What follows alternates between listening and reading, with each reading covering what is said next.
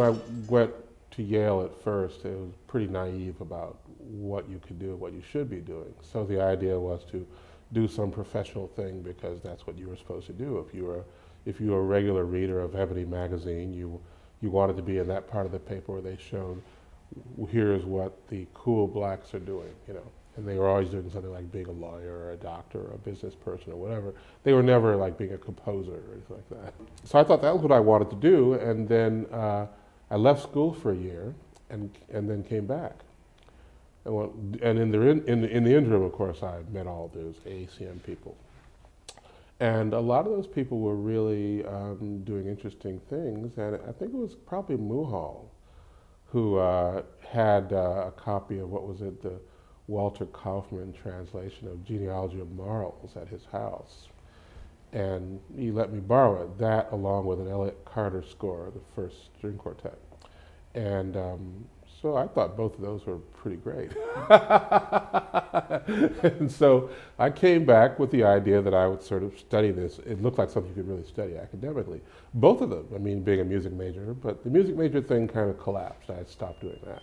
But the philosophy major thing continued, because what was nice about that, because you could still think about music.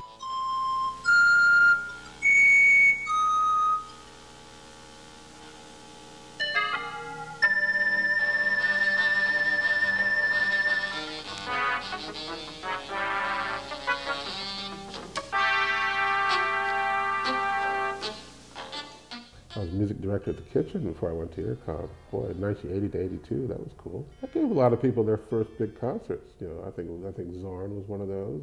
Diamanda Galas, some people, pretty good people got concerts while I was in there. We had, what was it, Bill Laswell's Material group. We thought it was going to be Material. Then Bill calls up a week before and says, "Well, I want to change the band." I said, "Well, I don't care. Bring whoever you want, you know." So I wanted to bring, you know, Derek Bailey and Charlie Noyes and. Sure. Who complained about that? So instead of doing Material type rock stuff with the band they had, they did this 2-hour improvisation. It's sort of, you know, nonplussed a lot of the fans. But that was sort of the idea, really. You know, why, you know, there was a period of trying to stretch people's ears and their consciousness for a while. You know, Anthony Braxton would go to Donaueschingen and play Charlie Parker for them, you know, and then he would go to the Newport Jazz Festival and play this 50-page notated piece. You know, that's how it would work. You know, you want people to not be settled in their beliefs, to challenge their beliefs through music in some way. Nowadays, everyone seems to want to be confirmed in what they currently believe, and you know, narrow casting. Technologically mediated narrowcasting seems to make that possible. You don't have to go to a concert of anything you don't like, you know, or you don't have to encounter sound that you're not interested in, or that sort of thing. You know, what we find though is that there are people still out there who seek out new experience in sound, and that's our audience.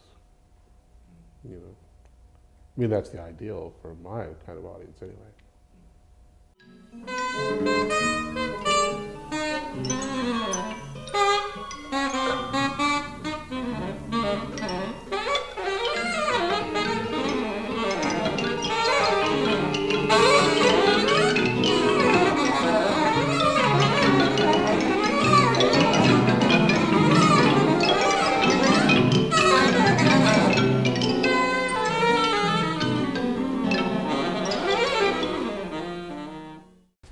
With the AACM, the problem was to produce a community from a group of people who were really, they may have come from the same background in some superficial sense as African Americans, and they were all seemed to be striving to do interesting things on their own, but they had very diverse ideas about sound and about the compositional, improvisational direction. What brought them together? What brought them together was a shared sense that they should be responsible for each other. You know, I think that will keep the community going. A sense that you were responsible for someone just because they were they were trying to do what you were trying to do, which was trying to advance as a person and as an artist. And that seems to be the basis on which a kind of mutual aid society gets developed. you know. And that mutual aid society doesn't have to be limited to just that group. In other words, that group should provide, if there's like 10 people or 20 people or 30 people in that immediate community, they should really have the morality to, the sense that they should be reaching out to other people who might be thinking along those lines who they don't know. You know, they should be open to new people, new ideas, and to treat those people as part of the extended community of people who are trying to do what they do. In other words, there are no limits to the size of the community. You know, otherwise it becomes like a clique, right? Then you end up sort of, after a while, it becomes self-ossifying, you know, the clique. But to avoid it becoming a clique, it means you have to be open to new ideas. And you just take upon yourself the notion that you're going to support people in whatever they would like to do. That becomes a point of personal transformation. So a community of people who are all engaged in personal transformation. It's, you know, maybe it's even like what we're thinking of it now as kind of a spiritual exercise. Me and my friend and colleague in philosophy, Arnold Davidson, were kind of thinking of it along those lines. So it becomes a practice of the self that looks outward toward the community.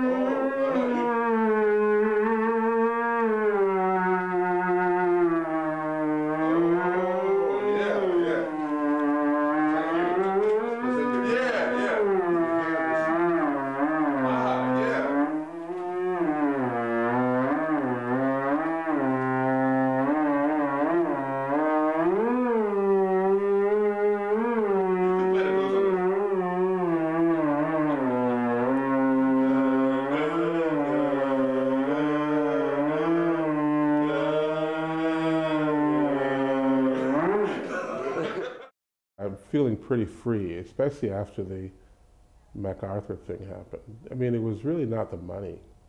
It was mainly the sense that you had been doing something all this time that ended up you got recognition for on some level, and it was unclear as to what it was. You know, like people would say, well, why did you get this thing? And I said, I have no idea. First of all, they don't call you up.